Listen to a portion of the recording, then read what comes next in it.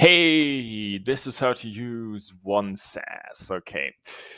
Well, first of all, it is pretty easy to use. You're just gonna make yourself an account. You just use an email. I'm just gonna make a fake mail for now. I'm gonna use this mail.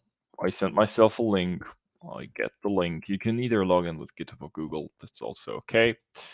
You should get immediately your link. There it is. You click the nice email, and there you go. You're logged in.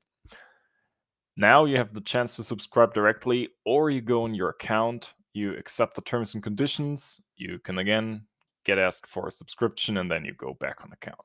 So here you easily see your API key. You can use it right away. You just go into your, for example, Integromat or Zapier or NetN account, and you just use it there. Let me show you how to use that API key in your Integromat account. You go into your Integromat account, you create, for example, yourself a scenario. You go here, and let's say we want to run some JavaScript code. That is a pretty requested feature, and everybody wants to use this. And yeah, you can use that easily. You're just gonna call it test, and here we go with the key, and it should authorize it immediately.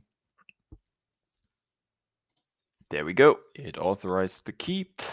And now you can just run your JavaScript code and it will return you whatever you requested on there. That's pretty easy. It took me 1 minute 30 to use OneSAS and run JavaScript code in Integromat.